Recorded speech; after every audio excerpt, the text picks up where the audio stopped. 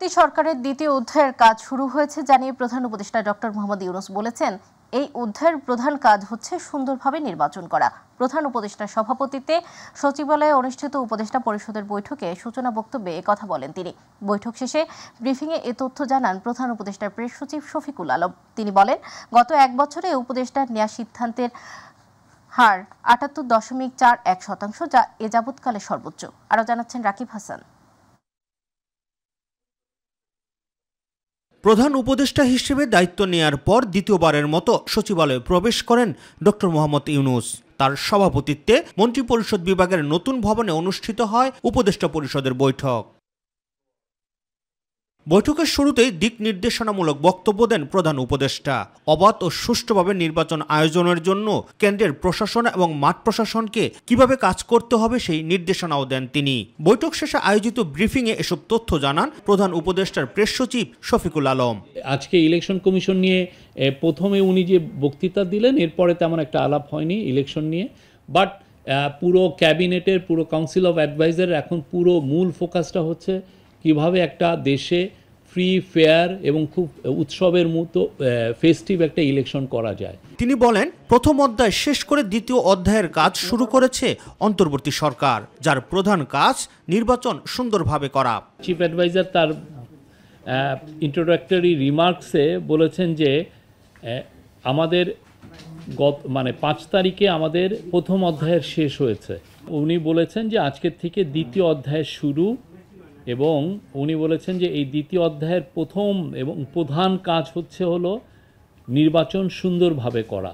অন্তর্বর্তী সরকার গঠনের পর থেকে চলতি বছরের ৩১ জুলাই পর্যন্ত উপদেষ্টা পরিষদের বৈঠকে নেওয়া সিদ্ধান্ত বাস্তবায়নের হার ৭৮.৪১%, যা এই যাবৎকালে সর্বোচ্চ বলেও জানান প্রধান উপদেষ্টার প্রেস সচিব। ৮ আগস্ট ২০২৪ থেকে ৩১ জুলাই ২০২৫ পর্যন্ত ৩15টি সিদ্ধান্ত নেন এটা কাউন্সিল অফ অ্যাডভাইজার বা ক্যাবিনেট। তার মধ্যে বাস্তবায়িত হয়েছে ২৪৭টি, এবং এর মধ্যে শতকরা হার হচ্ছে ৭৮.৪১। এটা ক্যাবিনেট সেক্রেটারির মিটিংয়ে বলেছেন, এটা হচ্ছে যে কোনো গভর্নমেন্টের স্বাধীনতার পরে যে কোনো গভর্নমেন্টের জন্য এটা একটা রেকর্ড, এই বাস্তবায়নের রেকর্ড। বিগত এক বছরে আইন শৃঙ্খলা পরিস্থিতির উন্নয়নের পাশাপাশি অর্থনৈতিক খাতের যথেষ্ট অগ্রগতি এবং খাদ্য মজুদ বেড়েছে বলেও দাবি করেন শফিকুল আলম। গত বছর যখন শেখ হাসিনা পালিয়ে যান, তখন আমাদের খাদ্যের মজুদ ছিল 18 লক্ষ মেট্রিক টন, এখন আমাদের 21 লক্ষ metric ton. Rakib Hasan, my TV, Dhaka. ২০২৬-এর ফেব্রুয়ারিতে জাতীয় নির্বাচন আয়োজনে প্রধান উপদেষ্টার কার্যালয়ের দেয়া চিঠি পেয়েছে নির্বাচন কমিশন। সকালে কমিশন সচিব আখতার আহমেদ এটি নিশ্চিত করেছেন। এদিকে আরপিও ১৯৭২ সংশোধন অধ্যাদেশ ২০২৫ এবং রাজনৈতিক দল ও প্রার্থীর আচরণ বিধিমালা চূড়ান্ত করতে নির্বাচন কমিশন সভা বসেছে। এটি বর্তমান ইসির ৯ম কমিশন সভা। সকাল ১১টায় সিইসি এম নাসির উদ্দিনের সভাপতিত্বে নির্বাচন ভবনে সভা শুরু হয়। বৈঠক থেকে আগামী সংসদ নির্বাচনে রাজনৈতিক দল ও প্রার্থীর আচরণ বিধিমালা, আরপিও সংশোধন, প্রবাসী ভোট পদ্ধতির অগ্রগতি সহ কয়েকটি বিষয়ে সিদ্ধান্ত আসতে সিইসির সভাপতিত্বে সভা করছে ইসি সচিবালয়। এবার নির্বাচনে প্রার্থীর ও দলের আচরণ বিধিমালায় বিশেষভাবে যুক্ত হতে যাচ্ছে এআই প্রযুক্তির ব্যবহার ও অপব্যবহারের বিষয়টি। ভোটের প্রচারণায় পরিবেশ বান্ধব সামগ্রী, ব্যানার ফেস্টুনের ব্যবহারের শিথিলতাও রয়েছে তালিকায়। একই সঙ্গে নির্বাচনী প্রচারণায় সামাজিক যোগাযোগ মাধ্যমে ব্যবহারে যুক্ত হতে পারে বিশেষ কিছু নির্দেশনা।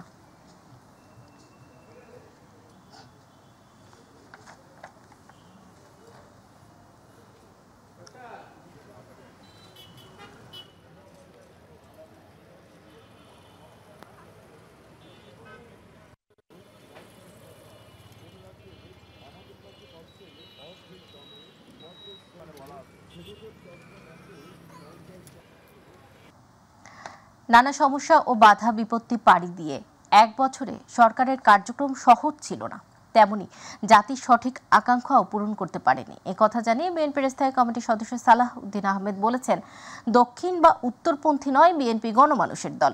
এটি মধ্যপন্থী দল। দুপুরে রাজধানীর গুলশানে নিজ বাড়িতে সাংবাদিকদের সঙ্গে মতবিনিময়কালে তিনি এসব মন্তব্য করেন।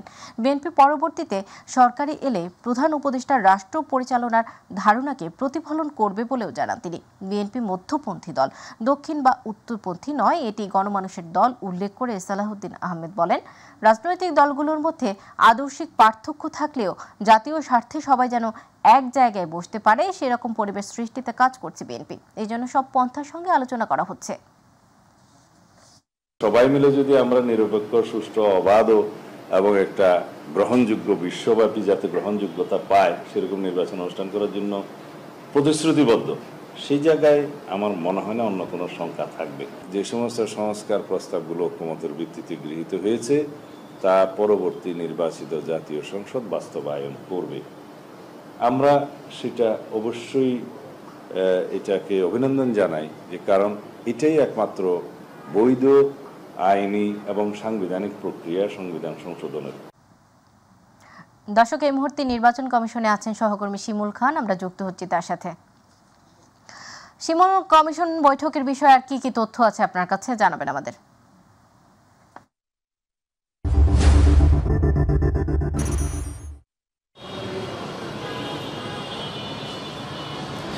সদা, আপনাকে ধন্যবাদ। আপনি যেমনটি জানতে চেয়েছেন আমার কাছে, নির্বাচন কমিশনে আজ সকাল থেকেই ইসি যারা কর্মকর্তা রয়েছেন তাদের নিয়ে বৈঠক অনুষ্ঠিত হয়। বৈঠক শেষে গণমাধ্যমে কথা বলেন নির্বাচন কমিশনার মোহাম্মদ সালাউল্লাহ। আসলে প্রবাসী যারা ভোটার রয়েছে তাদের জন্য সবচেয়ে বড় সুখবর রয়েছে, এমনটি আমাদেরকে জানিয়েছেন। সকল ভোটার অর্থাৎ যারা প্রবাসে বসবাস করেন তাদের ভোট নিশ্চিত করতে চায়, সেই ভোটটি সিম্বল ভোটের মাধ্যমে নিশ্চিত করতে চায় কমিশন। এছাড়া 2025 সালের 31 অক্টোবর পর্যন্ত যারা নতুন ভোটার হবে, অর্থাৎ যাদের বয়স 18 হবে, তাদের ভোট নিশ্চিত করতে চায়, অর্থাৎ তারাও এই আগামী নির্বাচনে ভোট দিতে পারবেন। এছাড়া প্রার্থিতা যদি কোনো প্রার্থীর বাতিল হয় সেটি আদালতের মাধ্যমে ফিরে পাবেন, এমনটি জানিয়েছেন। এছাড়া সবচেয়ে বড় বিষয়টি হচ্ছে যে ডিসেম্বরের প্রথম অর্ধে তাফসিল ঘোষণা করবেন নির্বাচন কমিশন। এছাড়া এআই পদ্ধতি, অর্থাৎ এআই পদ্ধতির মাধ্যমে যেসব গুজব ছড়ানো হয় সেই গুজব থেকে সারা দেশের যারা মানুষ রয়েছেন দেখে শুনে যাচাই বাছাই করে সেটি শেয়ার দেওয়ার জন্য অনুরোধ করেন। এআই পদ্ধতি এর আগেও নির্বাচন কমিশনার এআই পদ্ধতির বিষয় নিয়ে কথা বলেছেন, আজও সেই এআই পদ্ধতি নিয়ে কথা বলে, অর্থাৎ আগামী নির্বাচনে নানা ধরনের গুজব রটাবে একটি পক্ষ, সেই গুজব যাতে না রটে প্রত্যেকটি মানুষকে সেটি আসলে যাচাই বাছাই করে শেয়ার দেওয়ার অনুরোধ করেন। সৌদা, এই ছিল আমার কাছ থেকে নির্বাচন কমিশন থেকে সর্বশেষ আপডেট। সৌদা। শিমুল, আপনাকে ধন্যবাদ। দর্শক, নির্বাচন কমিশন থেকে সেখানকার সর্বশেষ পরিস্থিতি জানাচ্ছিলেন আমাদের সহকর্মী শিমুল খান। এবারে পরবর্তী প্রসঙ্গ।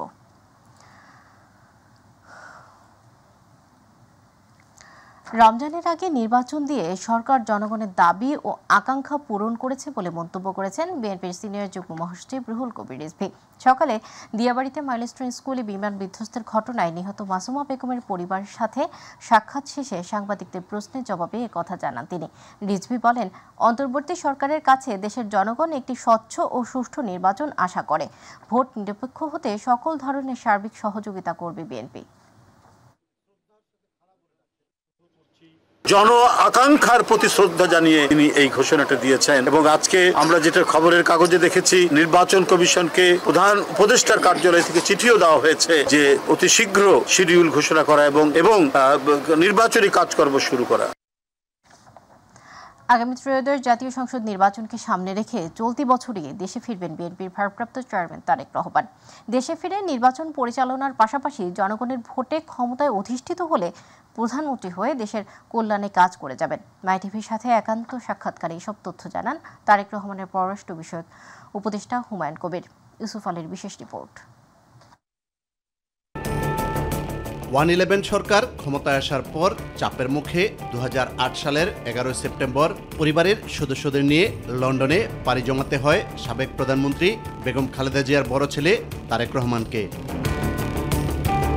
অমানসিক নির্যাতনের কারণে গুরুতর অসুস্থ হয়ে দেশ ত্যাগ করলেও উন্নত চিকিৎসার পাশাপাশি দীর্ঘ 20 বছর ধরে লন্ডনে বসেই বাবা জিয়াউর রহমানের হাতে গড়া দল বিএনপির নেতৃত্ব দিচ্ছেন তারেক রহমান। এই যাত্রা কিন্তু খুব সহজ নয়। বিগত আওয়ামী লীগ সরকার বারবার বিএনপিতে ভাঙন ধরাতে চাইলেও তারেক রহমানের বিচক্ষণতার কারণে আজও ঐক্যবদ্ধ রয়েছে দলটি, যার ফলশ্রুতিতে 16 বছরের লড়াই সংগ্রাম ও 24-এর গণ অভ্যুত্থানে 2024 সালের 5 আগস্ট দেশ ছেড়ে পালাতে বাধ্য হয় তৎকালীন প্রধানমন্ত্রী ও আওয়ামী লীগ সভানেত্রী শেখ হাসিনা সহ দলের শীর্ষ নেতারা। গঠিত হয় অন্তর্বর্তীকালীন সরকার। সম্প্রতি লন্ডন সফরকালে 13 জুন বিএনপির ভারপ্রাপ্ত চেয়ারম্যান তারেক রহমানের সাথে বৈঠক করেন অন্তর্বর্তীকালীন সরকারের প্রধান উপদেষ্টা ডক্টর মোহাম্মদ ইউনূস। অবশেষে ফেসিবাদ পতনের বর্ষপূর্তি উপলক্ষে জাতির উদ্দেশ্যে দেয়া ভাষণে অন্তর্বর্তীকালীন সরকারের প্রধান উপদেষ্টা ডক্টর মোহাম্মদ ইউনূস ফেব্রুয়ারিতেই নির্বাচন আয়োজন করার ঘোষণা দেন। 2026 সালের ফেব্রুয়ারি মাসে জাতীয় নির্বাচন অনুষ্ঠানের আয়োজন করেন। দেশ জুড়ে টক অব দ্য কান্ট্রিতে পরিণত হয় ত্রয়োদশ জাতীয় সংসদ নির্বাচন। বিএনপির ভারপ্রাপ্ত চেয়ারম্যান তারেক রহমান আগামী জাতীয় নির্বাচন প্রত্যক্ষভাবে পরিচালনা করবেন বলে জানান তার পররাষ্ট্র বিষয়ক উপদেষ্টা হুমায়ুন কবির। যেহেতু নির্বাচনের অ্যানাউন্সমেন্ট হয়ে গেছে, ফেব্রুয়ারিতে নির্বাচন হবে, তো তার মানেই তো তফসিল আমরা আশা করতে পারি নভেম্বর বা লেটেস্টও যদি হয়তো ফার্স্ট উইক অফ ডিসেম্বর হবে। তো এই বছরই তো উনি নির্বাচনে ফিরবেন, ওনার নেতৃত্বেই তো দল নির্বাচনে যাবে। এই বছরই ফিরছে, হয়তো আর কয়েক মাস আছে এই বছর শেষ হওয়ার, তো মানে ম্যাটার ইজ ক্লিয়ার আর কি। তিনি বলেন, জনগণ ভোট দিয়ে বিএনপিকে আবারও ক্ষমতায় বসালে দেশের হাল ধরবেন তারেক রহমান। এই মুহূর্তের বিরোধী দলীয় রাজনৈতিক নেতা হিসাবে is the senior most political principal now, যাকে নিয়ে মানুষ অনেক আশা, যাকে ঘিরে মানুষ অনেক স্বপ্ন দেখে, যাকে বাবা হচ্ছে এই মুহূর্তে perhaps the most principal person that is in line for the candidature of prime minister of Bangladesh post elections. উনি তো ইনশাল্লাহ আমাদের আগামী প্রধানমন্ত্রী ক্যান্ডিডেট। তো ইন টার্মস অফ এটা তো ক্লিয়ার। হুমায়ুন বলেন, বাবা জিয়াউর রহমানের আদর্শ ধারণ ও লালন করে দেশের মানুষের প্রত্যাশা পূরণে কাজ করে যাবেন ছেলে তারেক রহমান। চিন্তাভাবনা মানে দেশের মানুষকে নিয়ে উনি করছেন, দলের নেতৃত্ব দিচ্ছেন, দল আপনার 31 দফার মাধ্যমে মানুষের সাথে থ্রু আউট দি কান্ট্রি একটা সম্পৃক্ততা, একটা এঙ্গেজমেন্ট হচ্ছে। ইউসুফ আলী, মাইটি, ঢাকা। 2 বছর পরে নির্বাচিত সরকার জুলাই সনদ বাস্তবায়ন করবে এমনটা করার সুযোগ নেই। ভোটের আগে এই বাস্তবায়ন করতে হবে। এই জুলাই সনদের ভিত্তিতে নির্বাচন দিতে হবে বলে মন্তব্য করেছেন জামায়াতে ইসলামী সেক্রেটারি জেনারেল মিয়া গোলাম পরোয়ার। বিকেলে জাতীয় প্রেস ক্লাবে জুলাই গণ অভ্যুত্থানে ছাত্র, শিক্ষক, জনতার অবদান ও করণীয় শীর্ষক এক আলোচনা সভায় একথা বলেন তিনি। জামায়াত সেক্রেটারি বলেন, ঘোষণাপত্রে একটি দলের একক চিন্তার প্রতিফলন ঘটেছে বলেও প্রশ্ন উঠেছে। নির্বাচন প্রসঙ্গে গোলাম পরোয়ার বলেন, প্রয়োজনীয় সংস্কার ছাড়া নির্বাচন দিলে জনগণের সঙ্গে প্রতারণা করা হবে। প্রত্যেকটি স্তরের ফেডারেশনের যে কাঠামো আছে সেই জায়গায় আপনারা সেমিনার করুন, সিম্পোজিয়াম করুন, দাবি তুলে ধরুন, প্রয়োজনে আবার শিক্ষা উপদেষ্টার কাছে যান, মানববন্ধন করুন। ইনশাআল্লাহ আমরা যদি তৎপর থাকতে পারি, আমরা জায়গা মতো এই আওয়াজ পৌঁছাতে পারবো, ইনশাআল্লাহ কাজে লাগবে। জুলাই আন্দোলন ঘিরে আশুলিয়ায় 6 জনকে হত্যার পর লাশ পোড়ানোর ঘটনায় মানবতাবিরোধী অপরাধের মামলায় অভিযোগ গঠনের উপর প্রসিকিউশনের শুনানি শেষ হয়েছে। আসামি পক্ষের শুনানির জন্য আগামী 13 আগস্ট দিন ধার্য করেছেন আন্তর্জাতিক অপরাধ ট্রাইব্যুনাল। এদিকে জুলাই আন্দোলনে রামপুরের ছাদের কার্নিশে ঝুলে থাকা আমির হোসেনকে গুলি করা সহ 2 জনকে হত্যার ঘটনায় মানবতাবিরোধী অপরাধের মামলায় 5 আসামির বিরুদ্ধে আনুষ্ঠানিক অভিযোগ জমা দেওয়া হয়েছে। মিফতাক আলীর রিপোর্টে বিস্তারিত।